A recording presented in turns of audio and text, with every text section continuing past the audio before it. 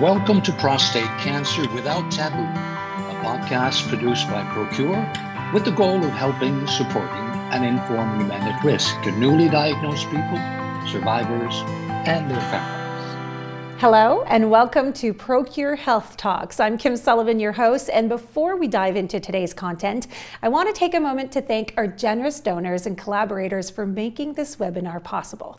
The topics covered in these webinars are based on the questions and concerns raised by patients who contact our support line. So please note that you can always subscribe to our YouTube channel to stay updated on future broadcasts. Today, I am delighted to introduce Dr. Paul Toren, uro-oncologist and researcher at the CHU in Quebec City. Welcome. Thank you very much. Dr. Toren, before we jump into our first questions, I want to just address some of the specifics. So let's start with a fundamental question. When do we consider a prostate cancer to be advanced? Great. Well, thanks for the privilege of being here today. Advanced prostate cancer is a term that we tend to use for cancer which is no longer just localized in the prostate, but which is outside of the prostate in other areas of the body. It can also be used in some other situations, but in general, it's a cancer that can't be easily treated with only one therapy aimed at the prostate. And are there any telltale signs, like any indication that a patient should watch for? So in prostate cancer, a lot of patients which are diagnosed do not have any symptoms. And so often when symptoms come, these come at a very later stage of the disease. And this can be things like bone pain or other things like related to bladder obstruction. But in fact, a lot of patients who have symptoms related to the prostate don't have prostate cancer. It's just having to urinate more frequently is not necessarily something that's prostate cancer all the time. So when should one worry? Well, the way to get checked out is to get checked out with a PSA test, which helps you screen and identify prostate cancer before it causes problems. And so that certainly helps address the concern about worry and diagnosis of prostate cancer. So an aggressive recurrence, because there's different kinds of recurrence. If we're talking about an aggressive recurrence without metastasis, would that be considered advanced? So once the prostate cancer has recurred after having already been treated, the treatment is not as simple because it can't be fixed with just a surgery or radiation. And that sort of is considered advanced prostate cancer. And so it's a bit of a grab bag term, but it does include those patients who have recurrences after initial local therapy. Okay. Let's talk about therapy. Hormone therapy to start, if we may. The role of hormone therapy, is it prescribed up front? Is it what the go-to when we talk about advanced prostate cancer? Sure. So hormone therapy, first of all, is a treatment which essentially decreases testosterone in the body. It's very important for prostate cancer cells to have testosterone. It's like the fuel for their cancer. And so once we cut that therapy with what we call hormone therapy, it stops the cancer in its tracks in many ways and slows it down a lot. And so we give it to patients where obviously we can't cure them with a local treatment alone. And there are different contexts, but briefly, patients who have disease outside of the prostate, or patients who have a recurrence after already having had previous therapy. And what's the difference between a standard hormone therapy and a next generation? We hear that often, next generation. Right. So there's a lot of different terms that are thrown out there. Hormone therapy is usually referring to medications which decrease the testosterone. When you talk about next generation hormone therapy, other people use terms like androgen receptor pathway inhibitors or androgen receptor antagonists. These are all terms referring to a different type of medication. So there's one medication that will decrease the levels of testosterone, but there's another medication, which is sort of the next generation, if you will, which stops the action of these testosterone in the cancer cells. And so it's a different form of blocking the effects of androgens on prostate cancer cells. And these are specific inhibitors of a specific protein called the androgen receptor, essentially. It always scares people when you say that we're going to stop your testosterone, because in many people's minds, that's what makes them male. That's is the factor a huge problem that you have with patients when you start talking about this hormonal therapy? Well, it obviously depends how it's explained. Hormone therapy is, first of all, very effective. It's one of the few therapies for solid tumors that has such a profound effect on slowing down the cancer. And so it's a therapy that, yes, it decreases your testosterone, but this is the best treatment often in these circumstances. And so you have to explain that. There's, of course, side effects we'll probably discuss as well that are related to it. But it's an amazing therapy in terms of how well it works. In fact, it won the Nobel Prize many years ago for this discovery because it's so effective. So. Wow, okay. That sells it. Wow. Under what just another selling point. Yeah, no. Under what circumstances would next generation, as we just differentiated a little earlier, in what circumstances would that particular therapy be? So new therapies which are more potent and are added to hormone therapy are now used in a different way than they were 5 years ago. And so we often use these in patients who present with metastatic disease. Okay. 5-10 years ago, the only therapy some of these patients were getting would be therapy which decreases testosterone. Now we always give patients, virtually all patients at least, a combination therapy where we'll give them something to decrease the testosterone, but another one of these medications which blocks the action of testosterone. And so the double combination works a lot better. This is what the studies have shown in improving survival, patient outcomes, how they feel, and how they do. And so this has become the new standard of care in the last few years for the vast majority of patients. And for a patient who walks into your office and this is the solution that we propose, what does it look like on a day-to-day? Is it pills? Is it needles? Is it coming to the hospital? Right. So there are different forms of hormone therapy. The most common form is in injections, where we give a drug which acts in a way altering your physiology such that the production of testosterone is stopped. And so this is an injection. It can be given in 1 month, 3 months, 4 months, every 6 months. There's different ways of giving it. But it's given one-off periodically like that. The other medications which we're talking about, sort of the next generation hormones, if you will, or the androgen receptor pathway inhibitors, other terms thrown around, these work by a pill that you take. And often it's 4 pills or 2 pills that you take once a day, every day. And so that's how it works. It's almost easier in their mind because it's just something you don't have to really inject. It's something that you... Yeah, well, the injections are convenient in a sense too, in that you don't have to remember to take your pills. True. But the pills are often put together with other pills, so you can organize yourself with your pharmacist to have it regularly taken. Now let's look at other options like chemotherapy and explore when that is recommended to patients. Is this only used in the presence of metastases? So generally speaking, yes. Okay. It's very, very rare, and there's always rare situations that chemotherapy is used in patients without metastases. Yes, it can happen, but by and large, almost all patients who receive chemotherapy have metastatic prostate cancer, which is spread outside and is often causing symptoms. And so again, it's not the patients who come in with localized prostate cancer that get chemotherapy. It's patients usually that have already tried other treatments that then progress to receive chemotherapy after. And again, it's not for every patient, but it is certainly a very effective treatment.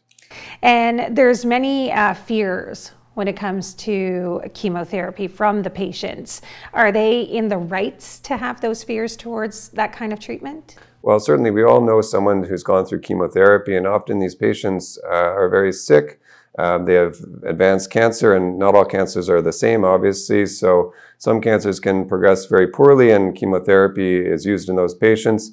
And so sometimes there's a bit of confounding with, is this the patient who's got a progressing cancer which is doing poorly, receiving chemotherapy? A lot of patients who receive prostate cancer chemotherapy actually do fairly well, and that they tolerate it. Certainly there are side effects, absolutely. There are risks with it. But if it's done well and it goes well, it does go quite well for many people. And it's for a limited period of time often, where they'll give so many months of treatment and then stop it. And obviously, if it doesn't work, you can stop it earlier. So, I understand how you can be concerned about it, but at the same time, it's an important message that a lot of people do quite well on it. And certainly it's very effective, and we know this. Would it be combined with other therapies? And if so, can you give us examples? Sure. So there's different contexts and different chemotherapies which are used. 2 of them tend to be used after other treatments have been tried. A newer study in recent years in certain patients, and again, there's a lot of nuance as to which patients are best served by this, but in some patients up front, instead of giving them a combination regular hormone therapy, if you will, a next generation hormone therapy, in some patients now, we give them 3 treatments where we'll give them hormone therapy receptor antagonist, as well as chemotherapy in combination. And this is not everybody, but in select patients, it can be a very good option and improves their outcomes. It's kind of like killing everything at the same time, because you're pinpointing different things with the different treatments probably. Essentially, because we've learned over the course of doing many studies in the last 20 years that you can give a drug that works very well at the end of the disease when things have advanced a lot. And then we do another study, we find out we give it a bit earlier and it works even better. Patient survival is better, their outcomes are better. And now with the most recent studies, we find that basically hitting it the hardest at the beginning gets, in a way, the best bang for your buck down the road. Not always, but in many patients it can be like that.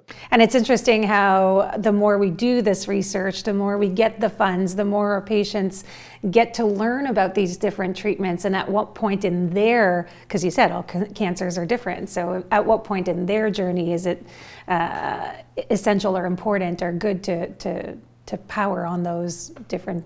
Yeah, so certainly there is always different context. Patients all have different backgrounds and different cancers in one sense. Even prostate cancer, one cancer is not the same as another one.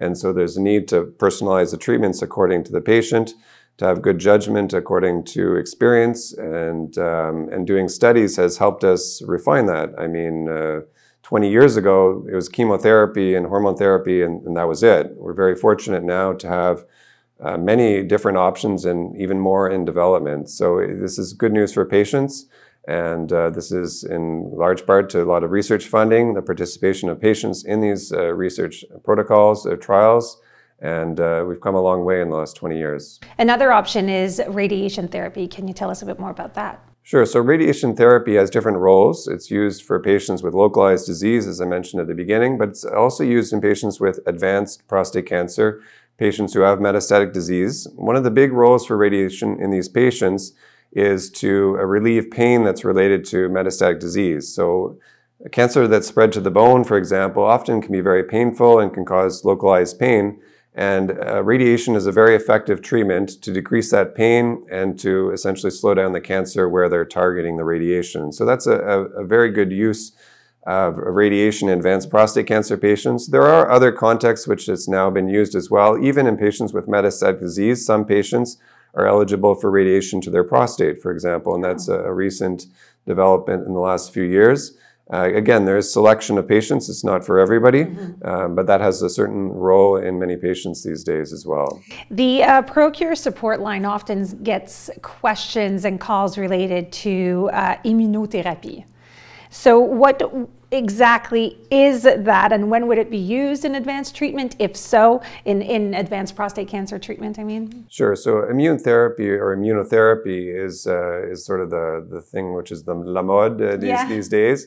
And it works basically to convince your own immune system to better attack the cancer.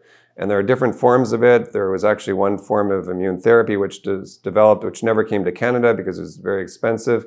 The newer immune therapies, which are used in kidney cancer, lung cancer, and many, many other cancers, have been tried in prostate cancer. Unfortunately, to date, they have not really showed much benefit for patients.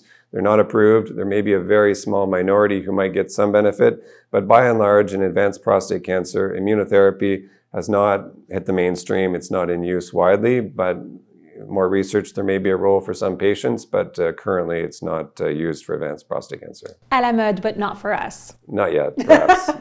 Again, personalization is needed to really select, but by and large, not at this stage. What about targeted therapies, and how does that differ from other treatment approaches? So, I mean, targeted therapy, you're referring to a therapy which is based on the molecular science, if you will, to target something. In a sense, we have that with the androgen receptor inhibitors. The next generation hormone therapy specifically targets the androgen receptor and the axis of testosterone. So that is a type of targeted therapy. There's other targeted therapies that are used in kidney cancer that have been tried in prostate cancer, which we don't use.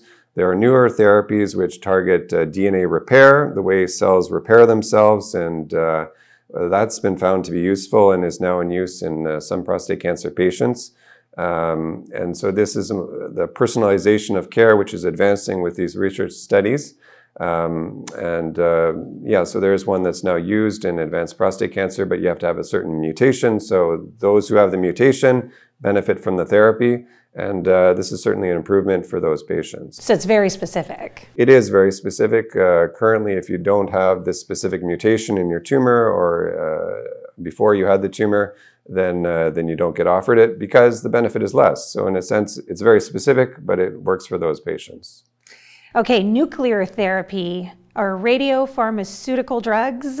That is what I would like to learn about now. It's a big word, but it is emerging in the treatment of advanced prostate cancer. Sure, and this is a very exciting area. This is referring to radiation in a sense that's localized. Okay. So instead of aiming your radiation beam at the target, you attach it to a drug or a molecule that then attaches to a specific target on the cancer. Oh. So you can do a scan, for example, that will identify, is this tumor expressing this protein or this molecule? And then you design your drug such that it attaches to this molecule. And as it attaches to the molecule, it brings along with it what we call a payload or what's in the back of the truck sort of thing with it. And that is radiation. And so that radiation then destroys the cancer as the cell attaches to the cancer. And this is the basis of what we call radiopharmaceuticals. And this has been very helpful in prostate cancer. It's now approved in Canada and is expanding its use. It's very targeted. Is it something that can be used earlier in a patient's cancer's journey, or you wait till... So that's a good question. As of now, we don't have the definitive answer to that. There are studies ongoing addressing that, but in Canada right now, it's only used really at the end of stage disease for patients who are eligible. And you were saying that some of them are in Canada. Can we expect this type of therapy and drug to be much more prevalent in the future? Well, it was approved by Health Canada about a year or two ago. Wow. And so it is available in centers. It is a lot of work because nuclear medicine, as we call it, is complicated. There's a lot of work to have your hospital ready for it. But it is in use in most of the large centers now, and it's expanding and developing, but it takes time to implement this and get it ready. And it's not for everyone either, for sure. Many patients are not able to finish the treatment. There's some very good responses documented. It's certainly becoming more and more part of our clinical norm now, but this is something that's toujours en développement, as we say in French. It's always in development, and we're working on that. And I guess it's like targeted therapy where you have to do a lot of pre-research to find out if they have the right molecule, if they have the right respondent to what's in the back load of that truck to attack that. So yeah, there's a lot of work that goes into figuring out, first of all, the idea. Someone developed this idea, it works, then you have to try it out in patients. And then there's even more work, as I say, just the practical implications of organizing it, of how your hospital is going to run it. It's complicated, but for patients, it's a great option when it's available and when it works to help. I have a last question for you. I am concerned or just curious about long-term prospects for advanced prostate cancer, and what factors can actually influence not only the survival of life, but the quality of life when it comes to advanced prostate cancer. Sure. So we've made great strides, as I said, in the last 20 years in improving not only quantity of life, but also quality of life. And this is the work of many people across many domains, and so I think there's more coming, I guess, is the short answer. And but it takes work, it takes investments, it takes people to participate, but things are improving, and I hope to see that things improve more. And if I were to be sitting in your office with my father, brother, husband, son, whoever, that is at that stage, how much I want to comfort them and I want to be able to reassure them. How much time does it take for us to find that solution for a particular patient?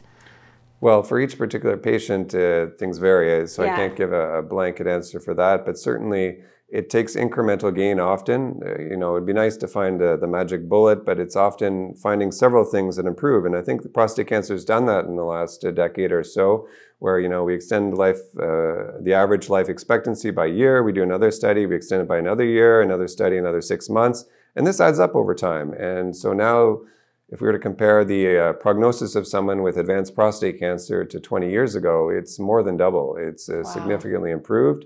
And so I think there's definitely room for more improvement. And many may feel discouraged if they hear, okay, now let's try this, or okay, now let's try that. It's not necessarily because the first treatment is not working. It may be because research is showing that this may be working better with this or in combination with this. So yes. Not to get discouraged. No, I think sometimes changing different treatments. I mean, the ultimate goal is to try and develop this into more of a chronic disease than something that's life-limiting in terms of quality of life, as you mentioned, in terms of quantity of life.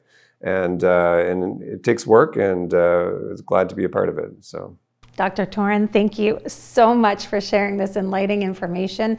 I'm sure our listeners truly appreciated it. And to all our listeners, thank you for joining us. We hope this webinar has been instructive and helpful. If you have any questions or concerns, please contact our free and confidential support line available 7 days a week. PROCURE's dedicated team of nurses is there to assist you, and we'll do it with pleasure. You can also visit our website. Once again, thank you and thank you.